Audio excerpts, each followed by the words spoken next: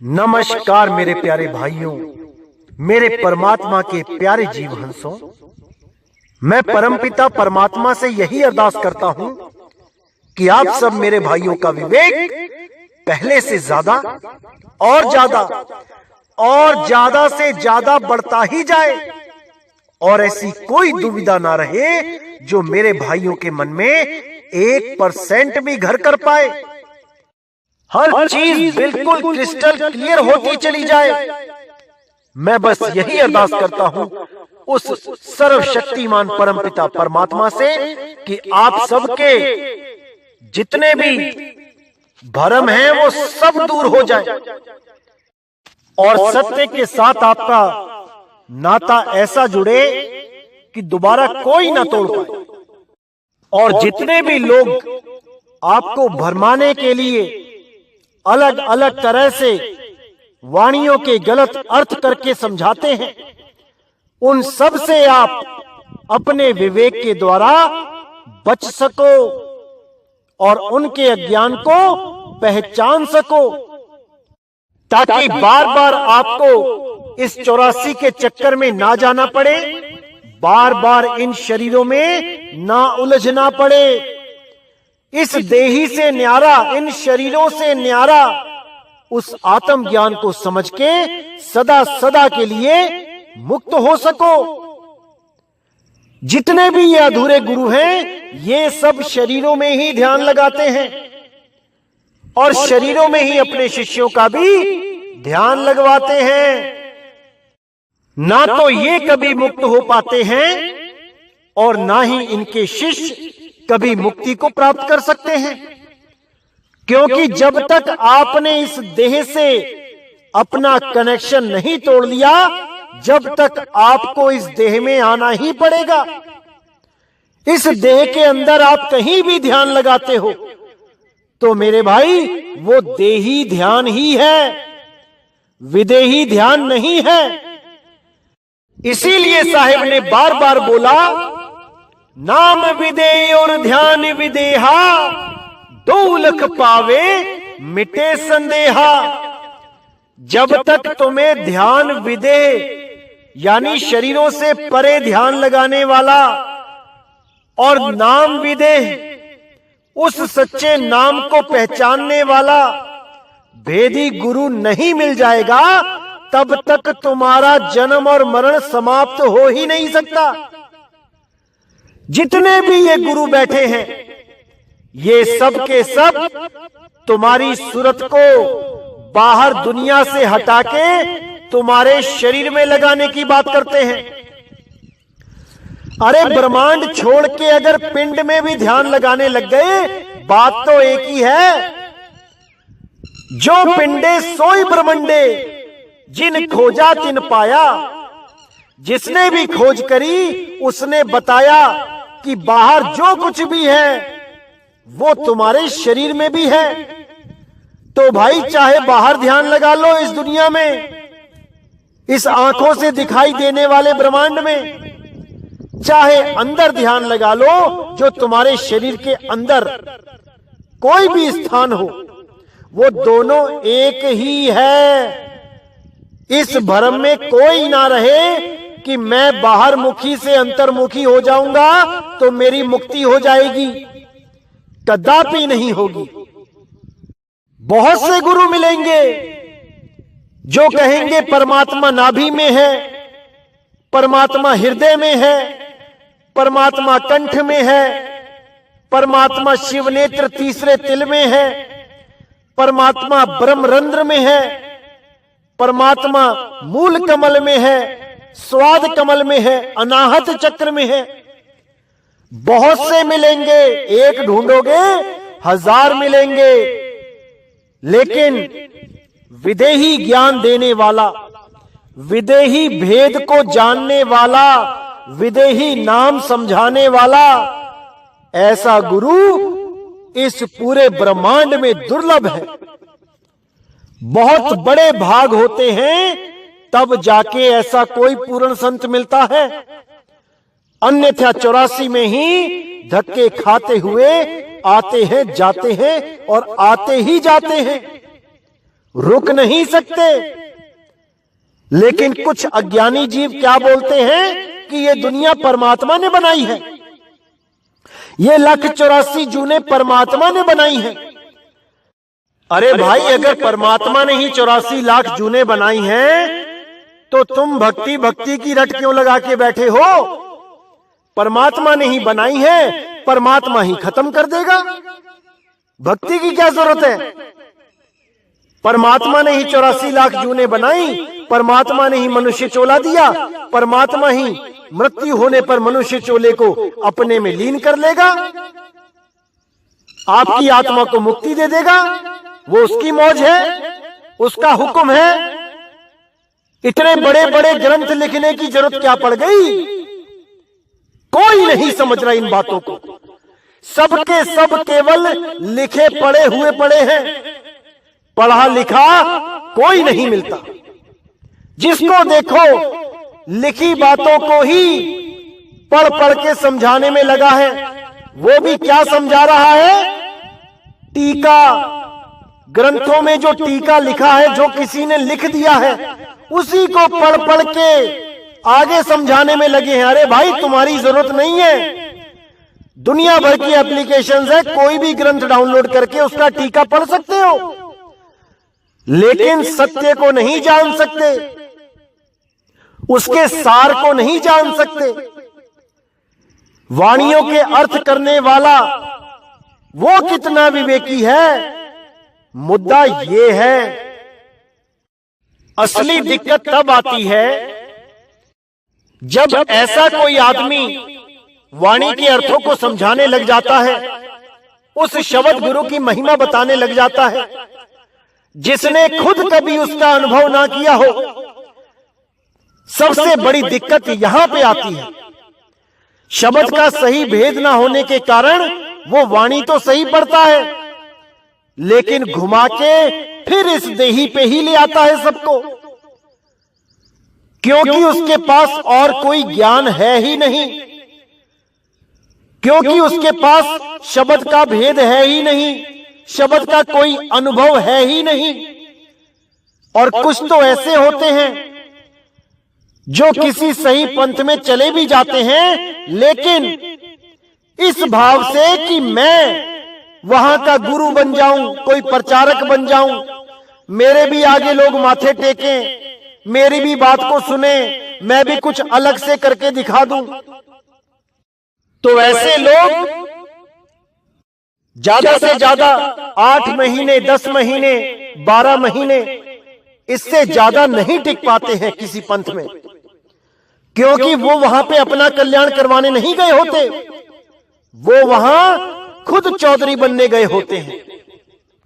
उस पंथ में से बहुत से गुप्त ज्ञान को प्राप्त करके वो सोचते हैं कि अब तो हमें सब कुछ पता लग गया, अब तो हम भी भेदी गुरु बन गए।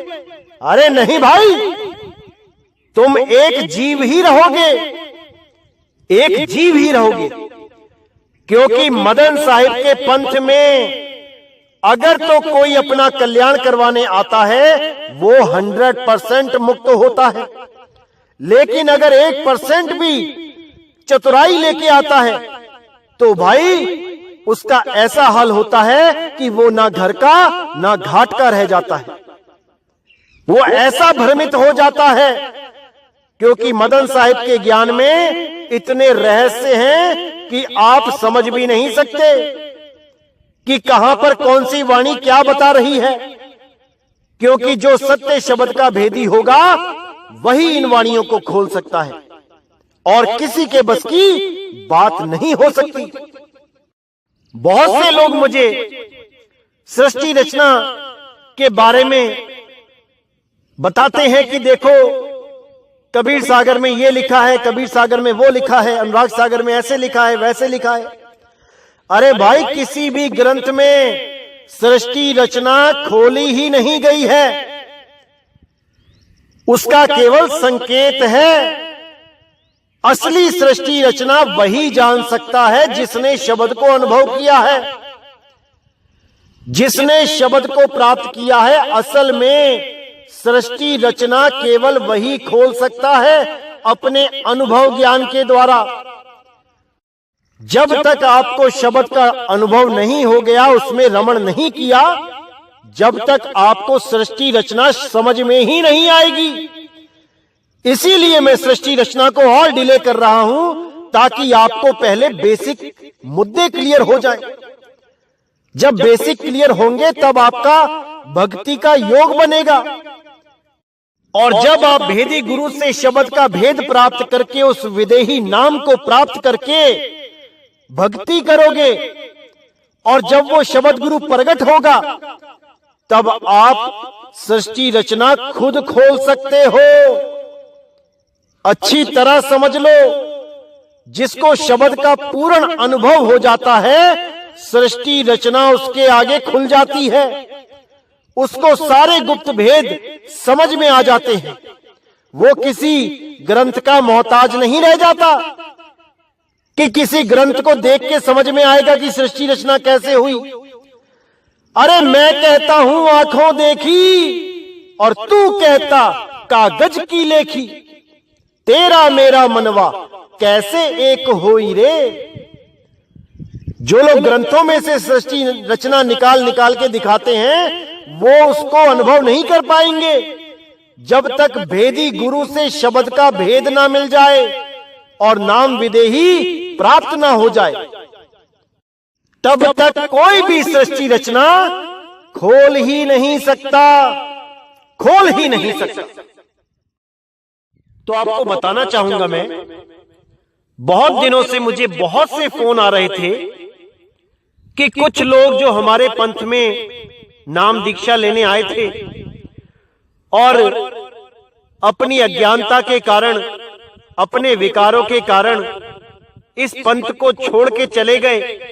बहुत अच्छी बात है, आप कहीं भी जा सकते हो। मैंने कभी किसी को आज तक मना नहीं किया कि आप यहां पे आ गए तो अब यहीं के होके रहना पड़ेगा, कि अब आप कहीं और नहीं जा सकते। अरे मैंने तो आज तक ये भी बंधन नहीं लगाया कि आप किसी और के शिष्य हो, किसी गुरु के शिष्य हो और यहां पे आके नाम ले लेते हो तो वहां की सेवा छोड़ दो। मैंने आज तक किसी को ऐसा नहीं बोला। बहुत से ऐसे लोग हैं जो हमारे पंथ में नाम दीक्षा लेने के बाद भी अपने पुराने गुरुओं की सेवा कर रहे हैं। वो सत्संग में भी जाते हैं और वहां पर जीवों की सेवा भी करते हैं। ईंट पत्थरों की सेवा करना, कैलेंडरों की सेवा करना, फोटो की मूर्तियों की सेवा करना, इससे लाख गुना अच्छा है जीव की सेवा करना। जो जीवित है तुम उसको कुछ खाने को दो, कुछ पीने को दो, वो परमात्मा से तुम्हारे लिए अरदास करेगा, तुम्हारे लिए परमात्मा से भला मांगेगा। अरे बाबा नानक साहेब ने तो 20 रुपए उस जमाने में उन लोगों पे लगा दिए जिनको वो जानते तक नहीं थे। उन संत महात्माओं को भोजन करा दिया जिनको वो जानते तक नहीं थे, बस एक ही सत्संग सुना था और ऐसा लगा कि यही सत्य का सौदा है। इन्हीं संत महात्माओं की सेवा कर दो, 20 रुपए लगा दो, भोजन पे इनके भंडारा कर दो, वही सच्चा सौदा है। क्योंकि संतों की वजह से ही परमात्मा की प्राप्ति होती है। असली ज्ञान, मूल ज्ञान संतों की कृपा से ही समझ में आता है। बाबा नानक ने कोई ग्रंथ नहीं पढ़े थे कि किन्हीं ग्रंथों को पढ़ के समझ में आया कि परमात्मा कहां रहता है। अरे भाई, जितने भी संत हैं वो संतों की ही शरणों में गए थे, वहीं से ही उनको ज्ञान प्राप्त हुआ है। बिना संत के किसी को ज्ञान प्राप्त नहीं हो सकता। केवल मनमुखी साधना कर सकता है, नाभि में ध्यान लगा सकता है, श्वासों में ध्यान लगा सकता है, हृदय में ध्यान लगा सकता है, ब्रह्मरंध्र में ध्यान लगा सकता है, त्रिकुटी में ध्यान लगा सकता है। देही में ध्यान लगाएगा, विदेही ज्ञान उसकी समझ में नहीं आएगा। वो सोच भी नहीं सकता कि शब्द है क्या चीज, कैसे उसकी प्राप्ति होगी। जो चीज दिख रही है उसी में परमात्मा को ढूंढने की कोशिश करेगा। ये पेड़ पौधे दिख रहे हैं, इनकी पूजा करने लग जाएगा। ये जीव जंतु दिख रहे हैं, उनकी पूजा करने लग जाएगा। सांप को पूजने लग जाएगा, गाय को पूजने लग जाएगा। ये शरीर दिखाई दे रहा है अपना, इस शरीर में परमात्मा को मान के बैठ जाएगा और सारी उम्र इसी भ्रम में गोते खाता हुआ अपना अनमोल समय बर्बाद करके 1,84 में वापस चला जाएगा। इसीलिए बोला कि प्रभु कृपाल कृपा करे, नाम नानक साधु संग मिले। अब यहां इस वाणी में अगर आप देखोगे तो 3 चीजों का जिक्र आया है। प्रभु कृपाल, वो परमपिता परमात्मा। दूसरा नाम, वो शब्द का भेद। और तीसरा साधु संग, यानी जो उसका भेदी है। तीनों का जिक्र किया है इसी वाणी में। और भ्रमित लोग क्या कहते हैं कि किसी गुरु की जरूरत नहीं है, किसी साधु के संग की जरूरत नहीं है, परमात्मा खुद ही दया कर देगा। अरे भाई, आज तक दया क्यों नहीं कर पाया वो? अनंतों युग बीत चुके हैं यहां पे, हम और आप बार बार मर रहे हैं, पैदा हो रहे हैं, वापस यहीं पे आ रहे हैं, आज तक वो दया क्यों नहीं कर पाया? ऐसे ऐसे लोगों का इतिहास है इस जीवन में, इस दुनिया में, जिन्होंने कभी जीवन में एक बार भी झूठ नहीं बोला, हमेशा सत्य के साथ खड़े रहे। उनको तक परमात्मा नहीं मिल पाया। क्या कारण है भाई? तो ऐसे भ्रमित करने वाले हजारों मिलेंगे कि गुरुओं के पास जाने की जरूरत नहीं है। अरे भाई, गुरु मेरे सब ही बड़े, अपनी अपनी ठौर और शब्द विवेकी पारखी। कौन है वो शब्द विवेकी पारखी? वो परमात्मा नहीं है, वो भी गुरु है। शब्द विवेकी पारखी, सो माथे का मोर। उस विवेकी गुरु की शरण में जाओगे तब सब भेद प्राप्त होंगे, ना कि किसी ग्रंथ को पढ़ के तुम्हें ज्ञान हो जाएगा कि परमात्मा कहां रहता है। कबीर साहब कहते हैं, पोथी पढ़ पढ़ जगमुआ और भयो ना पंडित कोए, एक आखर प्रेम का पढ़े सो पंडित होए। तो भाई, दिल्ली बहुत दूर है, अभी और ज्ञान को समझो, लोगों को भ्रमित करना छोड़ दो। तो बहुत दिनों से फोन आ रहा था, लोगों के मैसेज आ रहे थे कि एक भाई बहुत भ्रमित कर रहा है और वो कहता है कि मैंने मदन पंथ की सारी साधनाएं प्राप्त कर ली, सारे अनुभव प्राप्त कर लिए, लेकिन मुझे संतुष्टि नहीं हुई।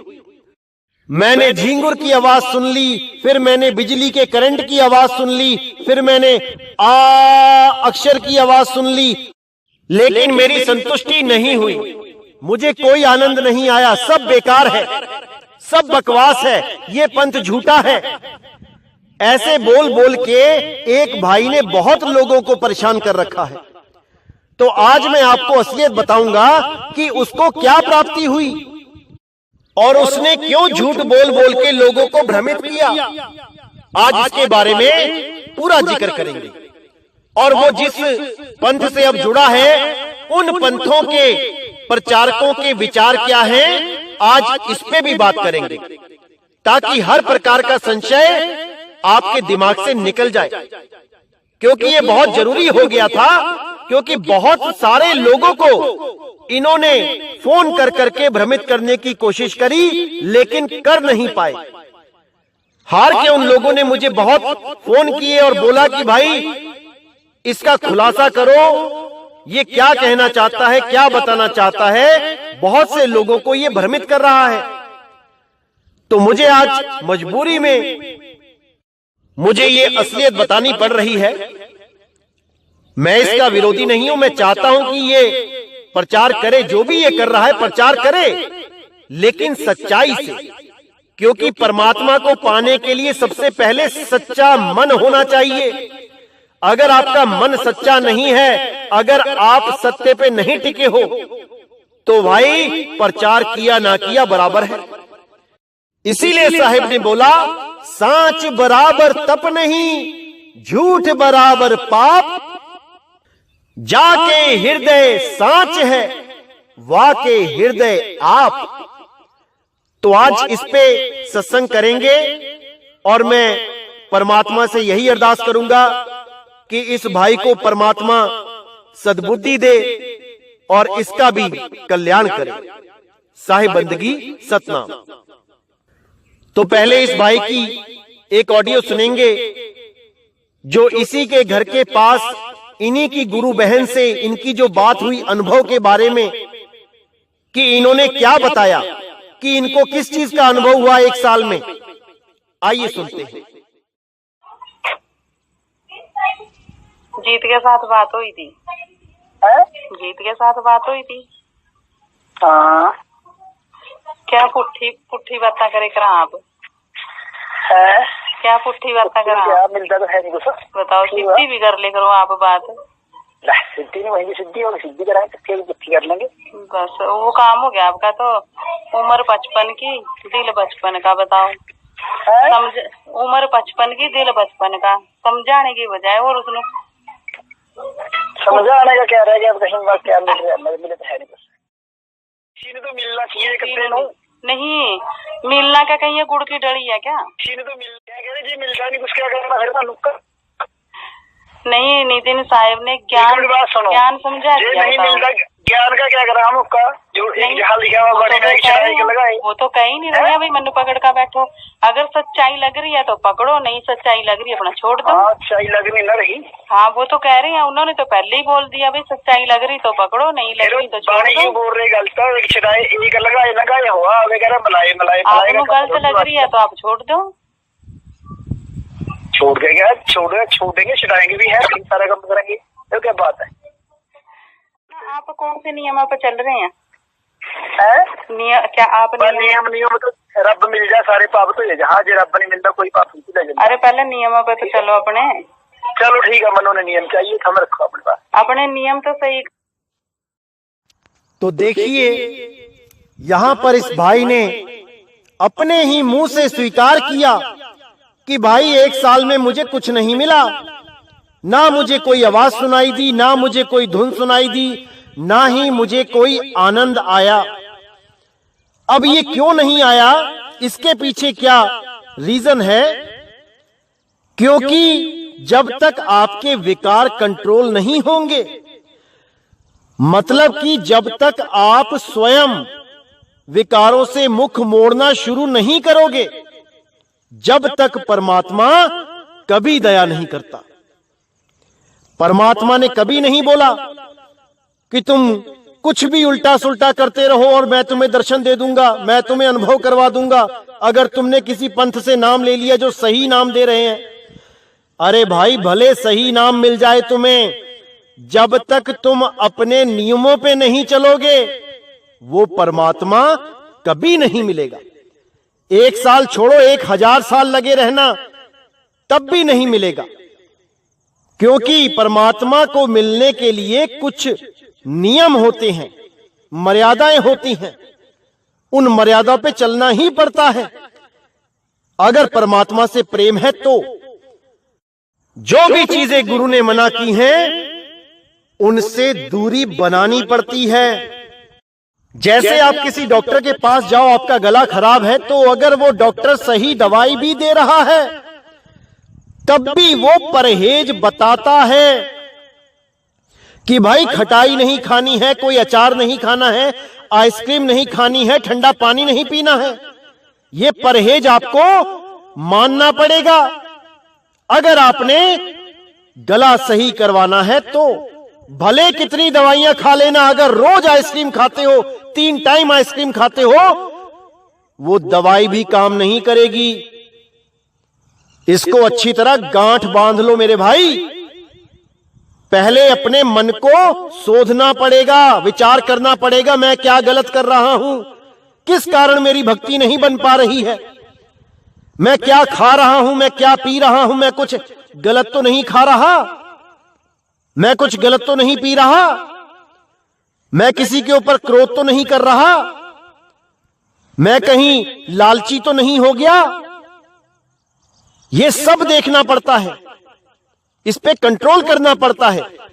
बिना नाम के कोई कंट्रोल नहीं कर सकता, ये अटल सत्य है। लेकिन जिसको नाम मिल जाए, गुरु से भेद प्राप्त हो जाए और फिर भी वो ना कर पाए, फिर तो भाई गहन चिंता का विषय है। इसका मतलब विकार ज्यादा हैं, इसका मतलब गुरु की रखवाली में रहना पड़ेगा, गुरु से अपने विकारों के बारे में बात करनी पड़ेगी। क्योंकि जितने भी लोग आते हैं सब अपने आप को धर्मात्मा बताते हैं कि मैं इतने साल वहां रहा, मैंने इतने साल वहां किया, अच्छी अच्छी बातें तो सब बता देते हैं, लेकिन अपने विकारों को नहीं बताते। डॉक्टर के पास जाके अपनी बीमारी नहीं बताओगे तो वो इलाज कैसे करेगा? गुरुओं के पास जाके हमें यह बताना चाहिए कि गुरुजी मुझ में ये विकार हैं, इन विकारों को खत्म करने का कोई तरीका बताओ। गुरु के सामने जाके नंबर नहीं बनाने होते अपने कि मैं बहुत बड़ा धर्मात्मा हूं, मैं नाम लेने आया हूं। गुरु के सामने अपनी कमजोरियों को रखो, जिस कारण आप बार बार मन से हार जाते हो, उन चीजों को रखो। देखो गुरु आपको कैसे विधि बताता है और आप उस विधि को करते हुए इन पांचों विकारों पे कंट्रोल कर लोगे, 101% कर लोगे। लेकिन कोई भी अपने आप को विकारी नहीं साबित करना चाहता, विकार होते हुए भी वो अपने आप को महान साबित करने में लगा है गुरुओं के सामने। यही दुविधा है भाई। डॉक्टर और वकील से कुछ भी नहीं छुपाना चाहिए, उनको सब बता दो, तभी वो आपको सही कर पाएंगे, बाइज्जत बरी करवा पाएंगे। और अगर आपने कुछ छुपा लिया तो उसके दोषी आप हो, ना तो डॉक्टर है ना वकील है। तो मेरे भाई विचार करो और इस पे अमल करो, विकारों को रोको, खुला मत छोड़ दो इस मन हाथी को, वरना नुकसान आप ही लोगों का है, किसी गुरु का कोई नुकसान नहीं होने वाला, भुगतना आपको पड़ेगा। तो इस भाई ने यहां पे स्वीकार कर लिया कि मुझे 1 साल में कोई अनुभूति नहीं हुई, मुझे कोई धुन नहीं सुनाई दी, मैं 1 साल तक कुछ भी प्राप्त नहीं कर पाया। तो इसके बाद क्या होता है, इनको कोई गुरु सिख मिलता है जो सिख धर्म से रिलेटेड है। अच्छी बात है, सिख धर्म बहुत प्यारा धर्म है, गुरबानियों के अनुसार ही चलता है, बहुत अच्छी बात है। उस भाई से इनको कुछ अलग ज्ञान प्राप्त हुआ। अलग ज्ञान कहने का मतलब कि उस भाई ने कह दिया कि परमात्मा हृदय में रहता है, वाणियों में दिखा दिखा के कि देखो हर जगह हृदय लिखा है। तो इन्होंने 1 साल यहां कुछ प्राप्त तो किया नहीं था, तो इनको लगा शायद यहां पे कुछ नहीं है, तो ये उस भाई के साथ जुड़ गए। बहुत अच्छी बात है, खुशी होती है कि बंदा कहीं से टूट के कहीं जुड़े तो सही, क्योंकि वो प्राप्ति करने के लिए ही जुड़ रहा है कहीं ना कहीं। यहां नहीं मिला तो कहीं और सही। बहुत अच्छी बात है कि इनका सफर रुका नहीं, आगे बढ़ा। लेकिन यह देखना है कि आगे बढ़ा तो सही दिशा में बढ़ा कि गलत दिशा में बढ़ा, इस पे विचार करेंगे। तो इन भाई ने क्या कहा कि मदन साहिब के पंथ में कुछ नहीं है, कुछ नहीं मिला मुझे। इन्होंने फोन करना शुरू कर दिया, लोगों को भरमाना शुरू कर दिया कि देखो जी मुझे तो 1 साल में कुछ नहीं मिला, आपको भी कुछ नहीं मिलेगा। जैसे एक शरारती बच्चा होता है क्लास में, जो सबसे नालायक होता है पढ़ने में, और उसको पता होता है कि मैं फेल हो जाऊंगा, तो वो बाकी बच्चों को भी क्या कहने लग जाता है कि तूने पढ़ के कौन सा डीसी लग जाना है, तूने कौन सा जज बन जाना है, अरे छोड़, चल कंचे खेलते हैं, चल गिल्ली डंडा खेलते हैं, चल स्कूल से बंक मारते हैं, कहीं फिल्म देखने चलते हैं। तो ऐसे ही दूसरे शिष्यों को डीमोटिवेट करने का बेड़ा इन्होंने उठा लिया। तो बहुत से लोगों ने इनको खूब लताड़ा, बहुत सुनाई इनको कि अरे भाई तुझे नहीं मिला वो तेरी किस्मत है, हमें क्यों फोन कर रहा है, हमें ये सत्संग जच गया है, हमें सत्य पता लग रहा है, हमें तुम क्यों भ्रमित कर रहे हो। बहुत से लोगों ने इसको खरी खोटी सुनाई। तब इस भाई ने क्या दिमाग लगाया, इसने ये जान लिया कि ऐसे तो मैं किसी को नहीं तोड़ पाऊंगा उस पंथ से, तो मुझे झूठ का सहारा लेना पड़ेगा। तब इस भाई ने क्या झूठ का सहारा लिया, क्योंकि हमारे साथ रहते रहते इसको ये तो पता लग चुका था कि हम किस किस आवाज की बात करते हैं। कभी किसी गुरु भाई के मुंह से सुन लिया कि ये सार शब्द है, कभी मैंने ही सत्संगों में बता दिया कि जैसे बिजली की तार होती है, एक रस आवाज चलती है, उसको भी सुन के समझ लिया इसने। तो इसने क्या किया, एक वीडियो बना डाली हमारे खिलाफ, जिसमें यह बता रहा है कि मैंने बहुत साधना करी, मैंने नवरत्न तेल लगा लगा के साधना करी, मैंने बर्फ की सिल्लियां रख रख के सिर पे साधना करी, पता नहीं क्या क्या किया, क्योंकि गुरु ने तो ऐसा कभी कुछ नहीं बोला करने को। मनमुखी साधनाएं करके दोष गुरु को देना है। उसके बाद इसने क्या बताना शुरू कर दिया कि मैंने पहले झिंगुर की आवाज सुनी, फिर बिजली की आवाज सुनी, जैसे बिजली कड़कती है या तारों में से बिजली चलती है, उसके बाद मैंने ऐसी आवाज सुनी। भ्रमित करना शुरू कर दिया झूठ बोल बोल के, क्योंकि ऐसे लोग केवल लोगों को भ्रमित करने के लिए ही आते हैं, अलग अलग पंथों में जाते हैं केवल भ्रमित करने के लिए, ताकि किसी को भी परमात्मा ना मिल पाए, किसी को भी मोक्ष ना हो पाए, सब 84 में जाएं। इनका लक्ष्य ही यही होता है, क्योंकि इन जैसे लोगों को लगता है कि जो चीज मुझे प्राप्त नहीं हुई वो किसी को भी नहीं होगी। ये हाल है इन लोगों का। तो अब सुनते हैं कि देखो कैसे इसने झूठ बोल के लोगों को भ्रमित करना शुरू किया। तो पहले तो इन्होंने बोल दिया कि मुझे कोई प्राप्ति नहीं हुई, और उसके बाद कैसे झूठ का सहारा लेके झूठ बोल बोल के लोगों को भ्रमित करना शुरू कर दिया। अरे भाई, झूठ बोल के परमात्मा नहीं मिलता, उसके लिए सत्य पे चलना पड़ता है। अगर सत्य तुम्हारे हृदय में नहीं है तो परमात्मा सपने में भी नहीं मिलेगा। ये जन्म ऐसे ही बर्बाद करके चले जाओगे। तो अब देखते हैं कि इस भाई ने क्या चाल चल के झूठ बोल बोल के कैसे लोगों को भ्रमित किया। आइए सुनते हैं। और ये सब आपको मैं केवल इसलिए सुना रहा हूं क्योंकि अभी तो शुरुआत हुई है इस पंथ की, अभी तो ये उजागर ही हुआ है सारे संसार में। अभी ऐसे पता नहीं कितने हजारों कालदूत आएंगे इस पंथ में आप लोगों को भ्रमित करने के लिए। इसलिए मैं आपको पहले से ही तैयार करना चाहता हूं कि ऐसे भी लोग आएंगे, उनसे भी बच के रहने की तैयारी करके रखो। कोई भी कितना भी झूठ बोल सकता है आपका जन्म बर्बाद करने के लिए, क्योंकि काल भगवान सबके अंदर विराजमान है। वो काल निरंजन सबके शरीरों के अंदर बैठा है। पता नहीं कौन से शरीर में से कौन सा दाव खेल दे आपको 184 में भेजने के लिए। तो मेरे भाइयों, गौर से सुनिए क्या कहता है ये भाई। पहली धुन आती है ये अपना ची बोलता है बाहर, जो बरसात में बोलता है। हाँ, ये तो सही है, नहीं आ जाती है। अच्छा। हाँ, जब इससे ज्यादा ध्यान लगाते हैं ना, काफी ज्यादा बढ़ा देते हैं, तो उसके बाद आती है जैसे ग्रिड के नीचे तारों की हॉट लाइन की वायर तार आती है। अच्छा, ये मेरे को 5-6 महीने लगातार सुनी है, नवरत्न तेल लगा के यही ध्यान रहे। तो जब मैं बहुत लगातार बैठा ही रहा, तब जाके ना फिर वो शरीर से बाहर निकल के अपराध होना गया, और मतलब शरीर की तरफ से इतना बाहर निकल गई पर कोई आद होना गया।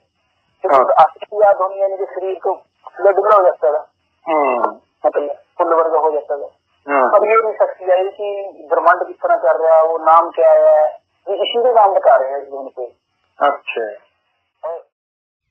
तो देखिए मेरे भाइयों, कितनी चालाकी से इस बंदे ने झूठ बोल के कि मुझे ये सारी धुनें प्राप्त हो गई हैं, मुझे हर चीज की प्राप्ति हो गई है, लेकिन फिर भी मुझे कोई संतुष्टि नहीं है, मुझे कोई आनंद नहीं है, ऐसा बोल बोल के लोगों को भ्रमित करना शुरू कर दिया।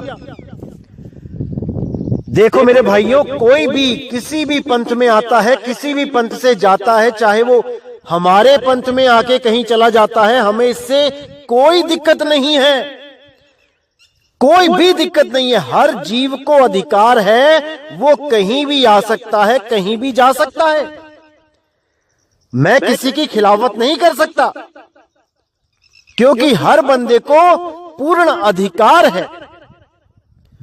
लेकिन जब कोई इंसान ऐसी नीच हरकत पे उतर जाए कि खुद तो अलग हुआ है, ठीक है, अपनी कमजोरियों के कारण, अपनी असफलताओं के कारण अलग हो गया, नहीं प्राप्त कर पाया, ठीक है, लेकिन अगर झूठ बोल के बदनाम करने की कोशिश करेगा इस परमात्मा के मूल ज्ञान को, तो ये मेरा फर्ज बनता है कि मैं आप सबके सामने सच्चाई को रखूं, ताकि ऐसे चालाक लोगों से आप बच सको।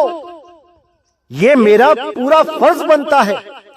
और आगे आपकी मर्जी बनती है कि इन बातों को मानना है कि नहीं मानना है। वो आपकी मौज है, वो आपका विवेक है। ये आपने विवेक लगाना है कि मेरा कल्याण किस पंथ में होगा, कहां पे होगा। किसी के कहने से कहीं भी आना और कहीं भी जाना नहीं चाहिए। ये आप देखिए, विचार करिए, परमात्मा ने आपको बुद्धि विवेक दिया है, हर चीज को समझने की शक्ति दी है। उसको जागृत कीजिए और अपना असली मार्ग स्वयं चुनिए, किसी के बताने से नहीं। हजारों लोग अलग अलग रास्ता बता रहे हैं, किस किस का रास्ता चुनोगे?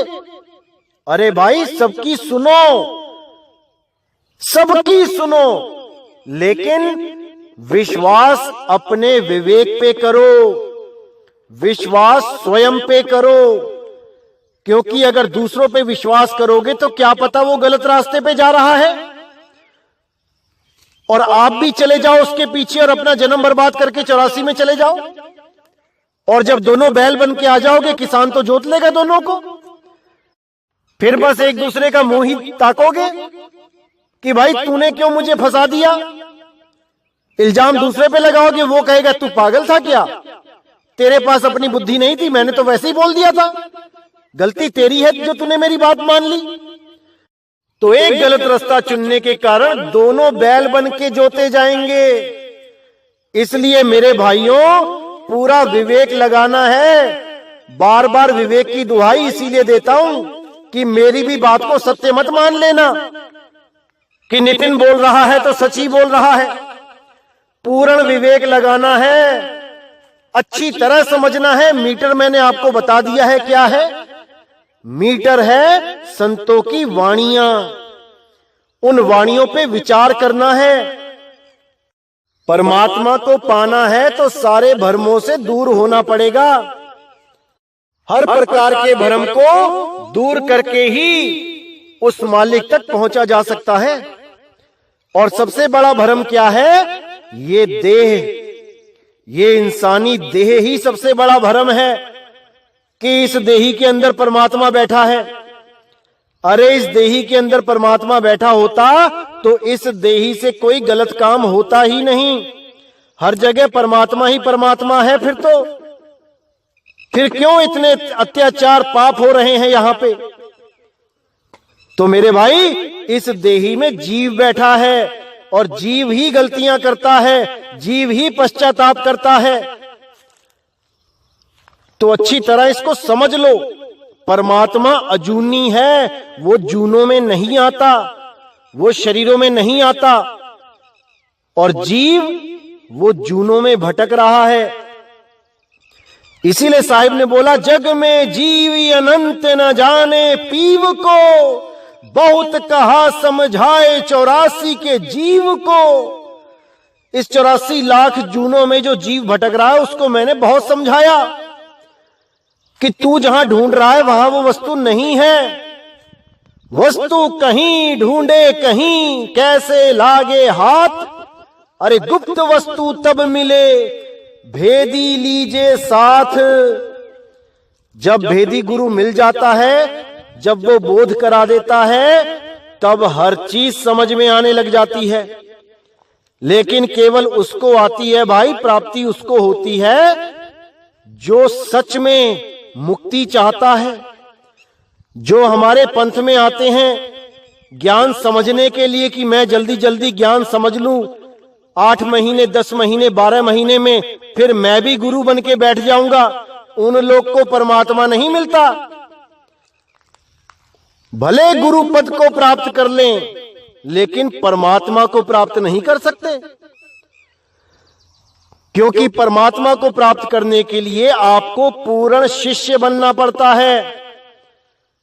जब पूर्ण शिष्य बन जाते हो तब स्वयं ही पूर्ण गुरु कहलाते हो। शिष्य तो बने नहीं, गुरु बनने की आस। इसीलिए साहिब ने बोला, जो मिला सो गुरु मिला, चेला मिला ना कोई। चेला तो मिलता ही नहीं है कहीं, जिसको देखो गुरु बनने में लगा है। अरे भाई, गुरु ज्ञान है और ज्ञान प्रकट होता है जब परमपिता परमात्मा की दया होती है। यह किसी गुरु के हाथ का खेल नहीं है कि किसी गुरु ने सिर पे हाथ रख दिया तो उसको ज्ञान प्रकट हो जाएगा। ये बंदी छोड़ की दया होती है, किस पे ज्ञान प्रकट करवाना है। ये सबके बस की बात नहीं होती कि इस पंथ में आके सबने नाम ले लिया और सबको प्रकट हो गया। अरे इस पंथ में आने वाले कितने ही लोग साधु हो गए, आज तक उनका गांजा नहीं छूटा, आज तक तंबाकू नहीं छूटा, बीड़ी नहीं छूट रही। तो इस गलतफहमी में कोई ना रहे कि इस पंथ में कोई जादू है कि यहां आ जाओगे और मुक्ति मिल जाएगी। ऐसा नहीं होगा। यहां पर आपको नियम के पालन करने ही पड़ेंगे, आपको मर्यादा में रह के भक्ति करनी ही पड़ेगी। जब बंदी छोड़ सतगुरु को लगेगा कि हाँ भाई, इस जीव को कुछ देना चाहिए, अब वो दया करके दे देगा।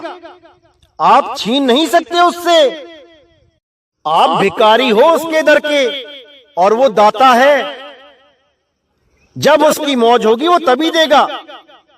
वो 1 साल में दे, 2 साल में दे, 10 साल में दे, 20 साल में दे, 50 साल में दे, वो उसकी मौज है।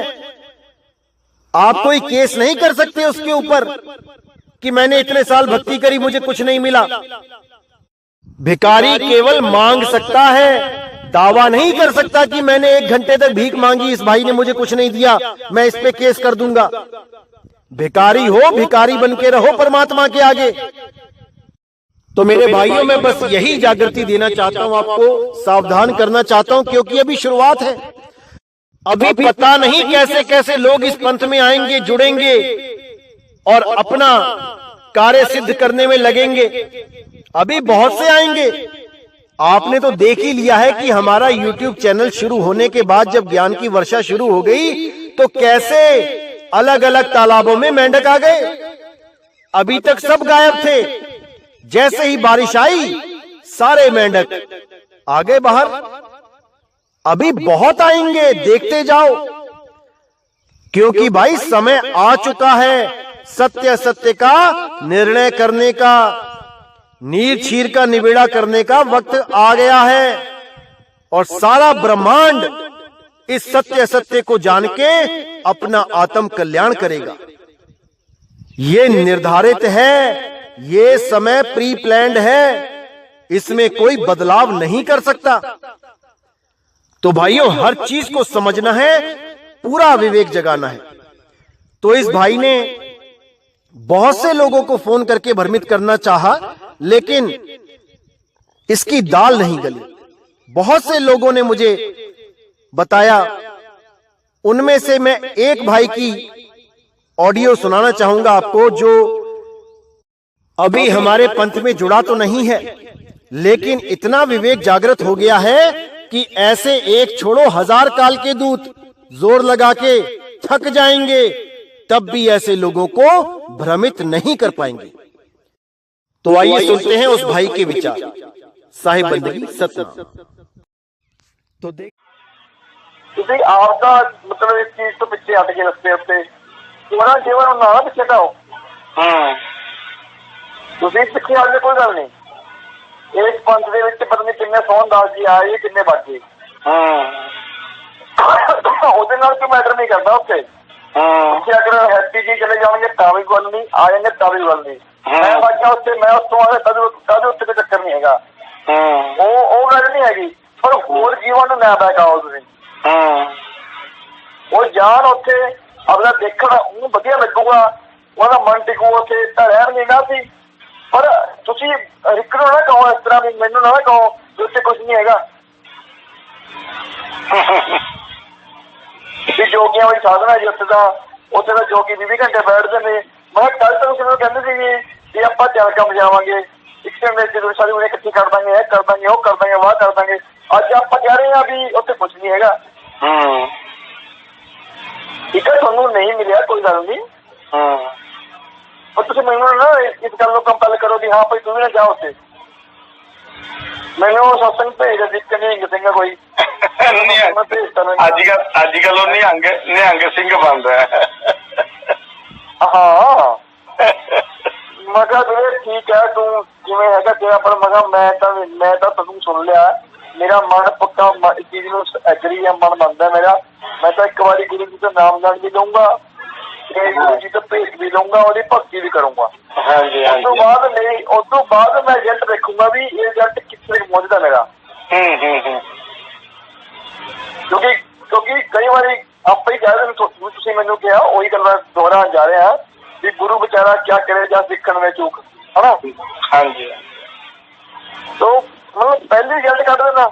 ਆਪਾਂ ਸਮਾਂ ਦਿਓ, ਆਪਾਂ ਟਾਈਮ ਲਾਓ, ਆਪਾਂ ਗੁਰੂ ਦੀ ਜਿਹੜੀ ਮਰਿਆਦਾ ਹੈ, ਗੁਰੂ ਦੇ ਬਚਨ ਨੇ, ਗੁਰੂ ਦੀ ਭਗਤੀ ਹੈ ਉਹ ਤਾਂ ਕਰੋ। ਤੇ ਉਸ ਤੋਂ ਬਾਅਦ ਵੀ ਗੁਰੂ ਜੀ ਕੋਲ ਰੱਖੋ ਸਮੱਸਿਆ ਆਪਣੀ ਵੀ ਗੁਰੂ ਜੀ ਮੇਰੀ ਆਹ ਸਮੱਸਿਆ ਹੈ, ਕੀ ਮੇਰਾ ਰਸਤਾ ਸਹੀ ਹੈ, ਕੀ ਮੈਂ ਸਹੀ ਟਰੈਕ ਦੇ ਉੱਪਰ ਆ। ਪਹਿਲੀ ਰਿਜ਼ਲਟ ਕਰਨਾ ਇੱਕ ਸਾਲ ਲੱਗਣਾ ਮੈਨੂੰ ਮਿਲਿਆ ਨਹੀਂ। ਔਰ ਲੋਕਾਂ ਨੂੰ ਜ਼ਿੰਦਗੀ ਲੱਗ ਗਈ, ਜ਼ਿੰਦਗੀ ਨੂੰ ਲੋਕਾਂ ਦੀ ਬੀਤ ਗਈ ਇਸ ਲੈਣ ਦੇ ਵਿੱਚ, ਉਹ ਹਾਲੇ ਖੋਖਲੇ ਨੇ, ਤੂੰ ਤਾਂ ਹਾਲੇ ਸਾਲ ਚ ਉੱਪ ਗਿਆ। ਪਰਮਾਤਮਾ ਦੀ ਭਗਤੀ ਕਰਨੀ ਪੈਂਦੀ ਹੈ ਰਗੜ ਕੇ ਨੱਕ ਰਗੜ ਕੇ, ਔਰ ਉਹ ਵੀ ਬਿਨਾਂ ਸਵਾਰਥ ਤੋਂ। ਉਹਨਾਂ ਨੂੰ ਇੱਕ ਗੱਲ ਸੀਗੀ ਵੀ ਕੀ ਕਾਰਨ ਹੋ ਸਕਦਾ ਹੈ ਵੀ ਤੁਹਾਨੂੰ ਉਹ ਚੀਜ਼ ਨਹੀਂ ਮਿਲੀ। ਤੁਸੀਂ 8-10 ਮਹੀਨੇ ਲਾ ਲਏ ਵੀ ਤੁਹਾਨੂੰ ਕਿਸੇ ਟਾਈਪ ਦਾ ਵੀ ਅਨੁਭਵ ਨਹੀਂ ਹੋਇਆ, ਵੀ ਕੀ ਕਾਰਨ ਹੈ ਉਹ? ਦੇਖੋ ਇੱਕ ਸੁਨੀਲ ਜੀ ਗੱਲ ਆਉਂਦੀ ਹੈ ਕਿ ਪਰਮਾਤਮਾ ਨੂੰ ਪਾਉਣ ਵਾਸਤੇ ਸਾਨੂੰ ਸਾਡੇ ਵਿਕਾਰ ਛੱਡਣੇ ਪੜੇਗੇ। ਬਿਲਕੁਲ ਛੱਡਣੇ ਪੈਣਗੇ ਜੀ। ਠੀਕ ਹੈ ਨਾ ਵੀਰ ਜੀ? ਕਿਆ ਅਸੀਂ ਆਪਣੇ ਵਿਕਾਰਾਂ ਤੋਂ ਦੂਰ ਹੋ ਗਏ ਸੀਗੇ? ਕਿਆ ਅਸੀਂ ਛਲ ਕਪਟ ਤੋਂ ਦੂਰ ਹੋ ਗਏ ਸੀਗੇ? ਤੁਸੀਂ ਛਲ ਕਪਟ ਗੁਰੂ ਜੀ ਨਾਲ ਕਰ ਰਹੇ ਹੋ, ਤੁਸੀਂ ਗਿਆਨ ਗੁਰੂ ਨਾਲ ਕਰ ਰਹੇ ਹੋ। ਤੇ ਆਹ ਸੋਚਦਾ ਵੀ ਨਿਤਿਨ ਕੀ ਹੈਗਾ, ਨਿਤਿਨ ਤੇ ਕੁਝ ਵੀ ਨਹੀਂ ਹੈਗਾ, ਨਿਤਿਨ ਨੂੰ ਤੇ ਗਿਆਨ ਹੀ ਨਹੀਂ ਹੈਗਾ ਕੁਝ ਵੀ। ਠੀਕ ਹੈ ਨਾ ਜੀ? ਆਹ ਨਿਤਿਨ ਸਾਹਿਬ ਦੇ ਬਰਾਬਰ ਬੈਠ ਕੇ ਗੁਰੂ ਪਦ ਲੈਣਾ ਚਾਹੁੰਦਾ ਸੀਗਾ ਤੇ ਹਰਕਤਾਂ ਇਹਦੀਆਂ ਗ੍ਰਹਸਤੀਆਂ ਤੋਂ ਵੀ ਮਾੜੀ, ਗ੍ਰਹਸਤੀਆਂ ਤੋਂ ਵੀ ਮਾੜੀ। ਬਸ ਇੰਨੀ ਗੱਲ ਸਮਝ ਗਿਆ ਜੀ ਸਾਡੀ ਗੱਲ। ਬਤਾਓ ਕਿਵੇਂ ਪਰਮਾਤਮਾ ਦੀ ਪ੍ਰਾਪਤੀ ਹੋਏਗੀ? ਨਹੀਂ ਹੋ ਸਕਦੀ। ਮੈਂ ਜਿੱਥੇ ਕਾਮ ਹੈ ਉੱਥੇ ਰਾਮ ਨਹੀਂ, ਜਿੱਥੇ ਰਾਮ ਉੱਥੇ ਕਾਮ ਨਹੀਂ। ਬਸ ਜੀ, ਮੈਂ ਸਮਝ ਗਿਆ ਜੀ, ਮੈਨੂੰ ਤੁਹਾਡੀ ਗੱਲ ਤੋਂ ਇਸ਼ਾਰਾ ਹੋ ਗਿਆ ਸੀਗਾ। ਠੀਕ ਹੈ, ਤੇ ਮੈਂ ਕਸੂਰ ਹੁਣ ਆਪਣੇ ਗੁਰੂ ਦਾ ਕੱਢ ਰਿਹਾ। ਹੁਣ ਸੁਨੀਲ ਜੀ ਮੈਨੂੰ ਕੀ ਕੁਛ ਮਿਲਿਆ ਹੋਇਆ? ਮੈਂ ਕੀ ਢੋਲ ਵਜਾਊਂਗਾ ਉਹਦਾ? ਬਿਲਕੁਲ ਮੈਂ ਨਹੀਂ ਵਜਾ ਸਕਦਾ, ਨਹੀਂ ਤੇ ਪ੍ਰਮਾਤਮਾ ਦੀ ਬਾਣੀ ਝੂਠੀ ਹੋ ਜੂਗੀ ਕਿ ਉਹ ਤਾਂ ਗੂੰਗੇ ਦਾ ਗੂੜਾ ਹੈ। ਬਿਲਕੁਲ। ਕੀ ਦੱਸਾਂ ਮੈਂ, ਕਿਸ ਨੂੰ ਦੱਸਾਂਗਾ? ਦੱਸਣ ਜਾਂਦੇ ਨਹੀਂ ਉਹ, ਨਾ ਦੱਸਣ ਚਾਹਣੀ ਆ ਉਹ ਹੈ ਜੀ। ਅੱਛਾ ਦੱਸਾਂਗਾ ਵੀ ਮੈਂ ਉਹਨੂੰ, ਜਿਹਨੂੰ ਦੱਸੂਗਾ ਜੇ ਉਹਦੇ ਕੋਲ ਚੀਜ਼ ਹੋਊਗੀ ਤਾਂ ਹੀ ਉਹਨੂੰ ਪਤਾ ਲੱਗੂਗਾ ਵੀ ਹਾਂ ਸਹੀ ਹੈ, ਨੈਚੁਰਲ ਹੈ। ਤੇ ਮੈਂ ਆਪਣੇ ਗੁਰੂ ਨੂੰ ਦੱਸੂਗਾ ਨਾ, ਮੈਂ ਗੱਲ ਗੁਰੂ ਨਾਲ ਕਰੂੰਗਾ ਆਪਣੇ ਨਾਲ। ਬਿਲਕੁਲ ਬਿਲਕੁਲ। ਜਿਹੜੇ ਮੈਂ ਸੰਗਤ ਨਾਲ ਥੋੜੀ ਕਰੂੰਗਾ ਜੀ। ਨਹੀਂ, ਜਿਸ ਸਟੇਜ ਤੇ ਤੁਸੀਂ ਪਹੁੰਚੇ ਹੋ ਗੁਰੂ ਤਾਂ ਉਸ ਤੋਂ ਅੱਗੇ ਸਟੇਜ ਤੇ ਹੈ। ਹਾਂ, ਤੁਸੀਂ ਗੁਰੂ ਜੀ ਨੂੰ ਇਹ ਕਹਿ ਸਕਦੇ ਕਿ ਜਿਹੜੀ ਸਟੇਜ ਤੇ ਮੈਂ ਇਸ ਤੱਕ ਪਹੁੰਚਿਆ, ਗੁਰੂ ਜੀ ਮੈਂ ਸਹੀ ਟਰੈਕ ਦੇ ਉੱਪਰ ਹੈਗਾ ਜਾਂ ਨਹੀਂ ਹੈਗਾ। ਬਸ ਇਹੀ ਹੈ ਨਾ, ਆਹੀ ਚੀਜ਼ ਹੈ ਵੀ ਗੁਰੂ ਜੀ ਵੀ ਮੇਰਾ ਰਸਤਾ ਠੀਕ ਹੈ। ਉੱਥੇ ਗੁਰੂ ਜੀ ਨੇ ਦੱਸ ਦੇਣਾ ਕਿ ਬੇਟੇ ਨਹੀਂ, ਥੋੜਾ ਜਿਹਾ ਸਾਈਡ ਹੋ ਗਿਆ, ਤੂੰ ਹੋਰ ਥੋੜਾ ਇੱਧਰ ਆ ਜਾ। ਗਲਤ ਜੋ ਵੀ ਹੈ, ਹਾਂ ਇੰਨਾ ਕੀ ਇਸ਼ਾਰਾ ਕਰ ਦੇਣਾ ਹੈ ਜੀ। ਜਦੋਂ ਅਸੀਂ ਉਸ ਰਾਇਨ ਤੇ ਜਾਵਾਂਗੇ, ਜਾ ਕੇ ਸਾਡਾ ਸੈਟੇਲਾਈਟ ਉੱਤੇ ਜਾ ਕੇ ਸੈੱਟ ਹੋਣਾ ਹੀ ਹੋਣਾ। ठीक है, ये सेटलमेंट सेट हो गया, फ्रेगरेंसी सही हो गई, अपने आ जाऊगी, अपने आप आऊगी। ठीक है ना जी। ਤੇ ਗੱਲ ਹੁਣ ਇਹਦੀ ਸੋਚ ਪਤਾ ਕੀ ਹੈ ਜੀ, ਆ ਕਹਿੰਦਾ ਵੀ ਮੈਂ ਜਿੰਨੇ ਬੰਦੇ ਜੋੜੇ ਐ ਮੈਂ ਉਹਨਾਂ ਨੂੰ ਸਾਰਿਆਂ ਨੂੰ ਇੱਥੇ ਤੋੜੂੰਗਾ। शाबाश शाबाश शाबाश शाबाश शाबाश, धन्यवाद ਤੇ ਗੁਰੂ ਜੀ ਕਹਿੰਦੇ ਆ ਭਰਾਓ ਵੀ ਨਾ ਇੱਥੇ ਤੁਸੀਂ ਕਿਸੇ ਨੂੰ ਜੋੜ ਸਕਦੇ ਹੋ, ਨਾ ਤੁਸੀਂ ਇੱਥੋਂ ਕਿਸੇ ਨੂੰ ਤੋੜ ਸਕਦੇ ਹੋ। Very good. ਜਿਹਨੂੰ ਮਾਲਕ ਦੀ ਲੋੜ ਹੈਗੀ ਆ ਉਹ ਆਜੂਗਾ, ਜਿਹਦੀ ਲੋੜ ਮਾਲਕ ਨੂੰ ਨਹੀਂ ਹੈਗੀ ਆ ਉਹਨੂੰ ਲੈ ਕੇ ਨਹੀਂ ਆਉਣਾ ਉਹਨੇ। ਤੁਸੀਂ ਨਹੀਂ ਲੈ ਕੇ ਆਉਣਾ, ਮਾਲਕ ਨੇ ਲੈ ਕੇ ਆਉਣਾ। ਫਿਰ ਵੱਡੀ ਗੱਲ ਕਹਿੰਦਾ ਮੈਂ ਤੋੜੂਗਾ ਦੇਖ। ਹਾਂਜੀ ਹਾਂਜੀ ਜੋੜਨ ਚ ਤਾਂ ਮਿਹਨਤ ਲੱਗਦੀ ਹੈ, ਤੋੜਨ ਚ ਲੱਗਦੀ ਹੈ ਮਿਹਨਤ। ਨਹੀਂ ਇਹਦੇ ਕੋਲ ਟੁੱਟਣਾ ਵੀ ਨਹੀਂ ਕੁਝ ਨਹੀਂ, ਐਕਚੁਅਲੀ ਆ ਜ਼ੀਰੋ ਹੋ ਗਿਆ ਜੀ। ਇਹਦੇ ਨਾ ਅਸੀਂ ਜਿਹੜੇ 5-6 ਦਾ ਗਰੁੱਪ ਸੀਗਾ, ਅਸੀਂ ਮਤਲਬ ਕਿ ਨਾਲ ਹੀ ਰਹਿੰਦੇ ਹੁੰਦੇ ਸੀਗੇ। ਤੇ ਇਹਦੀਆਂ ਜਿਹੜੀਆਂ ਕਰਤੂਤਾਂ ਸੀਗੀਆਂ ਉਸ ਕਰਕੇ ਮੈਂ ਵੀ ਇਹਨੂੰ ਛੱਡਤਾ ਸੀਗਾ, ਤੇ ਸੁਨੀਤਾ ਭੈਣ ਜੀ ਨੇ ਵੀ ਛੱਡਤਾ ਸੀਗਾ। ਫਿਰ ਇੱਕ ਕਰਨੈਲ ਭਗਤ ਜੀ ਸੀਗੇ, ਉਹਨਾਂ ਨੇ ਵੀ ਛੱਡਤਾ ਸੀਗਾ। ਤੇ ਇੱਕ ਦੋ ਹੋਰ ਜਿਹੜੇ ਭਗਤ ਸੀਗੇ ਜਿਹੜੇ ਰਾਮਪਾਲ ਜੀ ਦੇ ਇੱਕ ਪੰਚਕੂਲੇ ਵਾਲੇ ਸੀਗੇ, ਕੀ ਨਾਮ ਜਿਹਨਾਂ ਨਾਂ ਭੁੱਲ ਗਿਆ ਉਹਨਾਂ ਦਾ, ਕ੍ਰਿਸ਼ਨ। ਹਾਂਜੀ ਹਾਂਜੀ ਠੀਕ ਹੈ ਜੀ। ਉਹ ਵਿਚਾਰੇ ਲੱਗੇ ਹੋਏ ਆ ਆਪਣੀ ਸੇਵਾ ਚ, ਉਹਨਾਂ ਦੇ ਕੋਲ ਵੀ ਜਿਵੇਂ ਸੇਵਾ ਹੁੰਦੀ ਹੈ ਜੀ ਉਹ ਲੱਗੇ ਹੋਏ ਆ। ਠੀਕ ਹੈ ਨਾ ਜੀ। ਤੇ ਅਸੀਂ ਇਹਨੂੰ ਛੱਡ ਗਏ ਸੀਗੇ ਤੇ ਉਸ ਤੋਂ ਬਾਅਦ ਆ ਵਿਚਲਿਤ ਹੋ ਗਿਆ, ਸਮਝੋ ਵੀ ਬੁੱਧੀਹੀਨ ਹੋ ਗਿਆ ਉੱਥੋਂ। ਵਿਨਾਸ਼ ਕਾਲੇ ਵਿੱਚ ਬੁੱਧੀ। ਠੀਕ ਹੈ ਜੀ। ਤੇ ਬਸ ਅੱਛਾ, ਮੈਨੂੰ ਤਾਂ ਪਤਾ ਹੀ ਸੀਗਾ, ਮੈਂ ਇਸੇ ਕਰਕੇ ਇਸ ਤੋਂ ਦੂਰ ਹੋ ਗਿਆ ਸੀਗਾ। ਜਦੋਂ ਗੁਰੂ ਜੀ ਨੇ ਇਸ਼ਾਰਾ ਕਰਿਆ ਸੀਗਾ ਨਾ ਵੀ ਬੱਚੇ ਨੂੰ ਕੁਛ ਨਹੀਂ ਮਿਲਣਾ, ਤੇ ਫਿਰ ਉਹਦੇ ਕੋਲ ਜਾ ਕੇ ਉਹਦੇ ਕੋਲ ਬਹਿ ਕੇ ਆਪਣੇ ਸਮੇਂ ਨੂੰ ਹੀ ਨਸ਼ਟ ਕਰਨਾ। ਦੇਖੋ 55 ਸਾਲ ਦਾ ਇਹਦੀ ਉਮਰ ਹੋ ਗਈ ਹੈ, ਲੇਕਿਨ ਮੈਂ ਨਹੀਂ ਸਮਝਦਾ ਕਿ ਜਿੱਥੇ ਤੱਕ ਮੇਰੀ ਬੁੱਧੀ ਕੰਮ ਕਰਦੀ ਹੈ ਕਿ ਇਹਨੂੰ 20-22 ਸਾਲ ਦੇ ਬੱਚੇ ਦੀ ਜਿੰਨੀ ਵੀ ਨੌਲੇਜ ਹੈਗੀ ਹੈ, ਆਪਣੇ ਆਪ ਨੂੰ ਅਕਲਮੰਦ ਬਹੁਤ ਸਮਝਦਾ ਵੀ ਮੇਰੇ ਵਰਗਾ ਗਿਆਨੀ ਕੋਈ ਨਹੀਂ, ਮੇਰੇ ਵਰਗਾ ਧਿਆਨੀ ਕੋਈ ਨਹੀਂ। ਲੇਕਿਨ ਇੱਕ ਇਹਦਾ ਪਾਸਾ ਜਿਹੜਾ ਹੈ, ਸਿੱਕੇ ਦਾ ਪਹਿਲੂ ਕੁਛ ਹੋਰ ਹੈ, ਦੂਜੇ ਸਿੱਕੇ ਦਾ ਪਹਿਲੂ ਕੁਛ ਹੋਰ ਹੈ। ਨਹੀਂ, ਕੱਲ ਮੈਨੂੰ ਕਹਿੰਦਾ ਸੀਗਾ, ਮੈਂ ਕਿਹਾ ਸੋਹਣ ਦਾਸ ਜੀ ਠੀਕ ਹੈ, ਤੁਹਾਡੀ ਉਮਰ ਉਸ ਤੋਂ ਵੱਡੀ ਹੈ, ਬੱਚੋ ਸਿਆਣੇ ਹੋ, ਪਰ ਭਗਤੀ ਦੇ ਮਾਮਲੇ ਵਿੱਚ ਜਿਹੜੇ ਨਾ ਤੇ ਦੰਦ ਦੱਸਦੇ ਹਾਲੇ ਟੁੱਟੇ ਨਹੀਂ ਹੈਗੇ ਉਹ। ਜਿਹੜੀ ਭਗਤੀ ਮੈਂ ਕਰੀ ਹੈ, ਮੈਂ ਹੰਕਾਰ ਨਹੀਂ ਕਰਦਾ, ਮਾਨ ਨਹੀਂ ਕਰਦਾ, ਪਰ ਤੇਰੀ ਜਿਹੜੀ ਗੱਲ ਜਿਵੇਂ ਤੂੰ ਗੱਲਾਂ ਕਰਦਾ ਫੋਨ ਦੇ ਉੱਤੇ ਮੇਰੇ ਨਾਲ, ਉੱਥੇ ਮੈਨੂੰ ਇਹ ਮਾਲੂਮ ਹੁੰਦਾ ਹੈ ਵੀ ਤੇਰੀ ਭਗਤੀ ਦੇ ਦੰਦ ਨੇ ਉਹ ਹਾਲੇ ਟੁੱਟੇ ਨਹੀਂ ਹੈਗੇ। ਨਹੀਂ ਹੈ ਹੀ ਨਹੀਂ ਜੀ। ਹਾਂ, ਕਿਉਂਕਿ ਭਗਤੀ ਕਰਨਾ, ਕਹਿੰਦੇ ਭਗਤੀ ਕਰਨਾ ਕੋਈ ਮਤਲਬ ਸੂਰਮੇ ਦਾ ਕੰਮ ਹੈ, ਭਗਤੀ ਕੋਈ ਛੋਟੀ ਵੱਡੀ ਚੀਜ਼ ਹੈ। ਸੋਹਣ ਦਾਸ ਜੀ ਮੈਨੂੰ ਕਹਿੰਦੇ ਬਈ ਜਿਹੜੀ ਸਾਧਨਾ ਮੈਨੂੰ ਦਿੱਤੀ ਸੀ ਨਿਤਿਨ ਸਾਹਿਬ ਜੀ ਨੇ, ਮਦਨ ਪੰਤ ਵਾਲਿਆਂ ਨੇ, ਉਹਦੇ ਨਾਲ ਨਾ ਮੇਰਾ ਸਿਰ ਚ ਚੁੰਨਾ ਵੱਜਣ ਲੱਗ ਗਿਆ, ਮੇਰਾ ਸਿਰ ਬਹੁਤ ਦੁਖਣ ਲੱਗ ਗਿਆ। ਮੈਂ ਕਿਹਾ ਵੀ ਮੈਂ ਤਾਂ ਸੁਣੀਆਂ ਨੇ ਉਹ ਆਸ਼ੂਤੋਸ਼ ਮਹਾਰਾਜ ਜੀ ਤੋਂ ਗਿਆਨ ਲੈਣ ਤੋਂ ਬਾਅਦ ਸਾਧਨਾ ਕੀਤੀ ਹੈ, 5 ਘੰਟੇ ਲਾਏ ਇਸ ਚੀਜ਼ ਦੇ ਉੱਪਰ।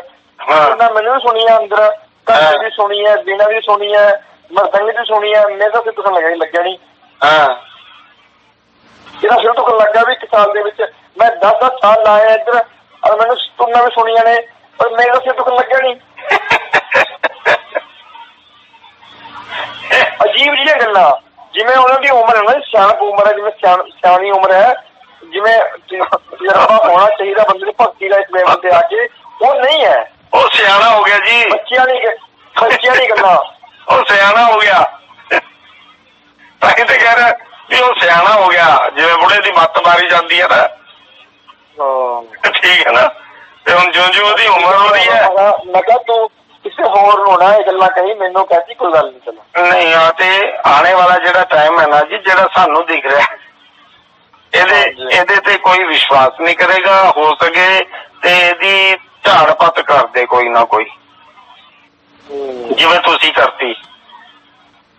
ਮੈਂ ਮੂੰਹ ਤੇ ਕਹਿੰਦਾ ਸੀਗਾ, ਤੇਰੇ ਦੰਦ ਟੁੱਟੇ ਨਹੀਂ ਵਾਲੇ ਭਗਤੀ ਵਾਲੇ, ਉਹ ਟੁੱਟਣਗੇ, ਉਹੀ ਥਾਂ ਤੇ ਨਵੇਂ ਆਉਣਗੇ, ਫੇਰ ਗੱਲ ਬਣੇਗੀ। ਤੂੰ ਹਾਲੇ ਇਸ ਭਗਤੀ ਲੈਵਲ ਤੇ ਕਾਕਾ ਪਹੁੰਚਿਆ ਨਹੀਂ, ਠੀਕ ਹੈ, ਉਮਰ ਤੋਂ ਵੱਡਾ ਹੈ ਤੂੰ, ਮਾਂ ਤੈਨੂੰ ਪਤਾ ਨਹੀਂ ਆਲੇ ਫਿਰ ਮੂਲ ਗਿਆਨ ਹੁੰਦਾ ਕੀ ਹੈ, ਤੈਨੂੰ ਪਤਾ ਨਹੀਂ। ਤੂੰ ਠੀਕ ਹੈ ਸਾਹਿਬ ਨਾਲ ਜਾਇਆ ਦੁਬਈ, ਘੁੰਮ ਕੇ ਆਇਆ ਉਹਦੇ ਨਾਲ, ਪਰ ਤੈਨੂੰ ਪਤਾ ਨਹੀਂ ਹਾਲੇ ਵੀ ਇਹ ਚੀਜ਼।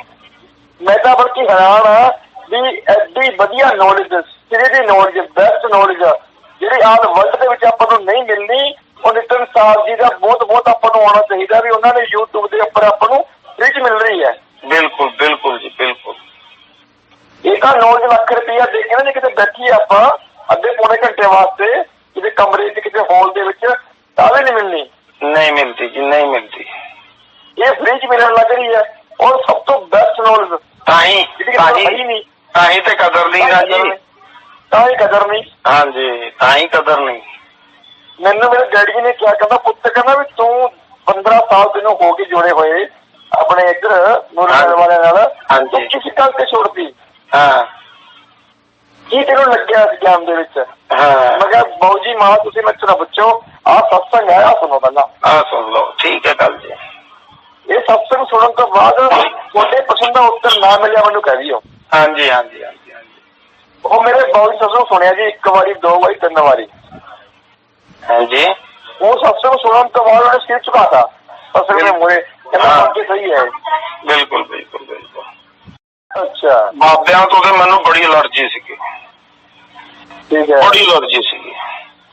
ਬਾਕੀ ਆ ਹੈਗਾ ਵੀ ਸੋਹਣ ਸਿੰਘ ਦਾ ਮੈਂ ਇਸ ਗੱਲ ਨੂੰ ਬੜਾ ਦਿਲੋਂ ਧੰਨਵਾਦੀ ਹਾਂ ਕਿ ਇਹਨੇ ਮੈਨੂੰ ਇਸ ਗਿਆਨ ਦੇ ਵਿੱਚ ਪਾ ਲਿਆ, ਠੀਕ ਹੈ ਜੀ। ਉਹ ਚਾਹੇ ਬਾਏ ਹੁੱਕ ਬਾਏ ਕਰੁੱਕ ਜਿਵੇਂ ਮਰਜੀ ਇਹਨੇ ਮੈਨੂੰ ਲਾ ਲਿਆ ਇਹਦੇ ਚ, ਠੀਕ ਹੈ ਜੀ। ਪਹਿਲੇ ਰਾਮਪਾਲ ਜੀ ਦੇ ਨਾਲ ਲਾ ਲਿਆ ਸੀਗਾ, ਚਲੋ ਉੱਥੇ ਤੱਕ ਜਿੰਨੀ ਸਾਡਾ ਉੱਥੇ ਦਾ ਦਾਣਾ ਪਾਣੀ ਸੀਗਾ, ਜਿੰਨੀ ਕੁ ਸੇਵਾ ਉੱਥੇ ਦੀ ਲਈ ਸੀਗੀ। ਫਿਰ ਉਸ ਤੋਂ ਬਾਅਦ ਇੰਨੀ ਕਿ ਸਾਨੂੰ ਆ ਗਿਆਨ ਦੱਸਿਆ ਤੇ ਆਈ ਕਹਿ ਰਿਹਾ ਵੀ ਬਹੁਤ ਬਹੁਤ ਧੰਨਵਾਦ ਹੈ ਇਹਦਾ ਇਸ ਮਾਮਲੇ ਚ ਵੀ ਮੈਨੂੰ ਆ ਇਸ ਮਾਰਗ ਚ ਲਿਆਇਆ, ਲੇਕਿਨ ਇਹਨੇ ਇੱਥੇ ਆ ਕੇ ਆਪਣਾ ਸਾਰਾ ਕੁਝ ਖੋ ਲਿਆ।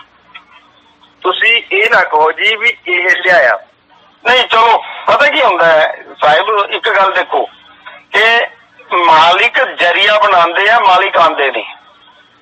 ਫਿਰ ਹੁਣ ਜਿਹਨੂੰ ਇਹ ਕਹੂਗਾ ਉੱਥੇ ਕੁਛ ਨਹੀਂ, ਫਿਰ ਉਹ ਵੀ ਜਰੀਆ ਬਣਾਉਂਦਾ ਮਾਲਿਕ ਵੀ। ਤੇ ਮਾਲਿਕ ਫਿਰ ਇਹਨੂੰ ਜੁੱਤੀਆਂ ਵੀ ਤਾਂ ਪਵਾ ਰਿਹਾ ਨਾ, ਇਹਨੂੰ ਵੀ ਤਾਂ ਨੰਗਾ ਕਰਨਾ, ਸਾਈਡ ਚ ਕਰਨਾ ਹੈ ਨਾ। ਮਾਲਿਕ ਨੂੰ ਪਤਾ ਹੈ ਕਿ ਇੱਥੇ ਰਹਿ ਕੇ ਉਹਨੂੰ ਤੰਗ ਕਰੂਗਾ। ਨਹੀਂ, ਤੁਹਾਨੂੰ ਲਿਆਇਆ, ਤੁਸੀਂ ਇਹਨੂੰ ਮਤਲਬ ਕਿਹਾ ਜੀ ਜਰੀਆ ਬਣਾਤਾ। ਅੱਜ ਇਹ ਬੰਦਾ ਜਿਹਨੂੰ ਹੋਰ ਨੂੰ ਲੈ ਕੇ ਆਇਆ, ਅੱਜ ਉਹਨਾਂ ਨੂੰ ਕਹਿ ਰਿਹਾ ਵੀ ਉੱਥੇ ਕੁਛ ਨਹੀਂ ਹੈਗਾ। ਅਗਰ ਉਹ ਬੰਦੇ ਮਤਲਬ ਅੱਜ ਉਹ ਛੋੜਦੇ ਨੇ ਇਸ ਮਿਸ਼ਨ ਨੂੰ, ਫਿਰ ਜਰੀਆ ਮਾਲਿਕ ਬਣਾਉਂਦਾ ਵੀ। ਸੁਣੋ ਫਿਰ ਉੱਥੇ ਕਿਹੜੀ ਗੱਲ ਆਏਗੀ? ਉੱਥੇ ਵਿਵੇਕ ਦੀ ਗੱਲ ਆਏਗੀ ਨਾ ਜੀ। ਤੁਸੀਂ ਅੱਜ ਸਤਸੰਗ ਸੁਣ ਕੇ ਦ੍ਰਿੜ ਹੋਏ ਹੋ ਵੀਰ ਜੀ, ਮੇਰੀ ਗੱਲ ਤੇ ਜਾਂ ਸੋਹਣ ਦੀ ਗੱਲ ਤੇ ਨਹੀਂ ਤੁਸੀਂ ਦ੍ਰਿੜ ਹੋਏ। ਹਾਂਜੀ, ਤੁਸੀਂ ਵਿਵੇਕ ਨਾਲ ਦ੍ਰਿੜ ਹੋਏ ਹੋ ਜੀ, ਤੁਹਾਡਾ ਵਿਵੇਕ ਜਾਗਰਿਤ ਹੋਇਆ। ਮੈਂ ਜਿੰਨਾ ਮਰਜੀ ਜ਼ੋਰ ਲਾ ਲਾ, ਤੁਸੀਂ ਡਿੱਗ ਨਹੀਂ ਸਕਦੇ, ਠੀਕ ਹੈ ਨਾ। ਆਪ ਫਿਰ ਜਿੰਨਾ ਮਰਜੀ ਜ਼ੋਰ ਲਾ ਲੇ, ਕਿਸੇ ਨੂੰ ਹਿਲਾ ਨਹੀਂ ਸਕਦਾ। ਲੇਕਿਨ ਮਾਲਕ ਨੂੰ ਜ਼ਰੂਰਤ ਨਹੀਂ ਇਹਦੀ ਇੱਥੇ। ਹੁਣ ਉਹਨਾਂ ਨੇ ਇਹਨੂੰ ਸਾਈਡ 'ਚ ਕਰਤਾ, ਹੁਣ ਛਟਪਟਾ ਰਿਹਾ ਵੀ ਮੈਂ ਨੁਕਸਾਨ ਕਿਵੇਂ ਕਰਦਾ ਉੱਥੇ ਦਾ। ਸਮਝੇ ਮੇਰੀ ਗੱਲ ਨੂੰ? ਮਾਲਿਕ ਨੂੰ ਪਤਾ ਹੈ ਕਿ ਹਲੇ ਤੇ ਮੇਰਾ ਪਰਿਵਾਰ ਛੋਟਾ ਹੈ, ਵੀ ਜਦੋਂ ਪਰਿਵਾਰ ਬੜਾ ਹੋਣਾ ਹੀ ਹੈ ਤੇ ਇਹ ਜਿਹੜਾ ਨਕਮਾ ਜਿਹੜਾ ਹੈਗਾ ਦੁੱਧ ਨੂੰ ਸਾਰੇ ਨੂੰ ਖਰਾਬ ਕਰ ਦੂਗਾ। ਆਹ ਤੇ ਖੱਟੀ ਚੀਜ਼ ਹੈ। ਫਿਰ ਸਾਹਿਬ ਇੱਥੇ ਜਿਹੜਾ ਹੈਗਾ ਹੰਸ ਟਿਕਨੇ ਹੈ, ਬੁਗਲੇ ਨਹੀਂ ਟਿਕਨੇ। ਸਹੀ ਹੈ। ਹਾਲੇ ਤਾਂ ਬਹੁਤ ਸ਼ਾਂਤੀ ਹੋ ਰਹੀ ਹੈ ਸਾਹਿਬ, ਤੁਸੀਂ ਦੇਖਦੇ ਜਾਓ। ਕਿਉਂਕਿ ਜਿਹਨੂੰ ਮਿਲਣਾ ਉਹਨੇ ਹੀ ਸਵਾਦ ਲੈਣਾ ਇੱਥੇ ਦਾ, ਠੀਕ ਹੈ ਨਾ। ਬਾਕੀ ਇਹਨੇ ਤੇ ਡਾਰੀ ਮਾਰ ਜਾਣੀ ਹੈ ਵੀ ਨਦੀ ਸੁੱਕੀ ਹੈ, ਠੀਕ ਹੈ ਨਾ ਜੀ। ਤੇ ਇਸ ਕਰਕੇ ਮਾਲਿਕ ਦੀ ਰਜ਼ਾ 'ਚ ਰਾਜੀ ਰਹੋ, ਆਪਣੇ ਵਿਵੇਕ ਨੂੰ ਜਗਾ ਕੇ ਰੱਖੋ, ਠੀਕ ਹੈ ਜੀ। ਜਿਹੜਾ ਤੁਹਾਨੂੰ ਭਾਉਂਦਾ ਹੈ ਵੀ ਆਹ ਚੀਜ਼ ਹੈ, ਤੁਸੀਂ ਉਹਦੇ ਬਾਰੇ ਗੱਲ ਕਰੋ, ਠੀਕ ਹੈ ਨਾ। ਆਪਣੇ ਸ਼ੰਕਾ ਦਾ ਨਿਵਾਰਨ ਕਰੋ। ਜਦੋਂ ਟਿਕ ਗਏ ਤੇ ਬਸ ਫਿਰ ਤੇ ਬਹਿ ਜਾਓ ਵੀ ਲੈ ਭਾਈ ਹੁਣ ਆਂਦੀ ਆਏ ਤੂਫਾਨ ਆਏ। ਸਹੀ ਗੱਲ ਹੈ ਜੀ। ਤੁਸੀਂ ਸੁਣ ਲਓ, ਜਿੰਨੇ ਵੀ ਸੁਰਤ ਸ਼ਬਦ ਦਾ ਖੇਲ ਕਰਨਗੇ ਲਾਸਟ 'ਚ ਤੇ ਇੱਥੇ ਹੀ ਆ ਕੇ ਕਰਨਗੇ ਜੀ। ਸੁਰਤ ਸ਼ਬਦ ਦਾ ਜਿੱਥੇ ਵੀ ਤੁਸੀਂ ਗਿਆਨ ਸੁਣੋਗੇ, ਕਿਸੇ ਦਾ ਵੀ ਸੁਣ ਲਿਓ, ਤੇ ਉਹ ਵੀ ਤੇ ਭੇਦ ਦੀ ਗੱਲ ਕਰ ਰਿਹਾ ਹੈ ਨਾ ਜੀ, ਤੇ ਗੁਰੂ ਭੇਦ ਦੱਸੂਗਾ। ਉਹ ਆ ਤੇ ਨਹੀਂ ਕਹਿ ਰਿਹਾ ਵੀ ਗੁਰੂ ਲਿਖਾਊਗਾ ਵੀ ਲੈ ਭਾਈ ਚੱਲ ਮੈਂ ਤੈਨੂੰ ਦੇ ਦੂੰਗਾ ਜੀ, ਤੇ ਆ ਚੀਜ਼ ਹੈਗੀ ਆ। अच्छा मेरे ख्याल से सत्संग का तो अगले सत्संग में आपको बताया जाएगा कि कबीर साहब ने, गरीबदास जी महाराज ने परमात्मा का स्थान कहां बताया है, गुरु ग्रंथ साहब में उस अमृत नाम का स्थान कहां बताया है, ताकि आपके सारे भ्रम दूर हो जाएं। क्योंकि संतों की हर वाणियों में कोड लगे होते हैं। जो शब्द आप पढ़ रहे होते हो उसका अर्थ निकाल सकते हो केवल, लेकिन भाव नहीं निकाल सकते। जहां पे संतों की वाणियों में हृदय लिखा होता है, आप पढ़ सकते हो हृदय और उसका अर्थ भी निकाल सकते हो दिल, लेकिन उसका भाव नहीं निकाल सकते। तो अगले सत्संग में सारी वाणियां खोली जाएंगी जो भी दिल के ऊपर, हृदय के ऊपर बोली गई हैं, और जो परमात्मा का मूल स्थान है उसके लिए बोली गई हैं। अगले सत्संग में सारे भेद खोल दिए जाएंगे। तो इसी के साथ मुझे विदा करें। जय गुरु बंदी छोड़ बैराग साहिब, जय गुरु बंदी छोड़ साधु शरण साहिब, जय गुरु बंदी छोड़ बाबा मदन साहिब, बाबा नानक साहिब, मेरे गुरु अंगद देव साहिब, गुरु रविदास जी महाराज, धर्मदास जी महाराज, पलटू जी, भीखा जी, गुरु गरीबदास जी महाराज, मेरे सभी संत। जय जय सतगुरु बंदी छोड़ सतगुरु सत्य कबीर साहिब की सदा ही जय हो, सदा ही जय हो। मेरे मालिक की साहिब बंदगी सत ना।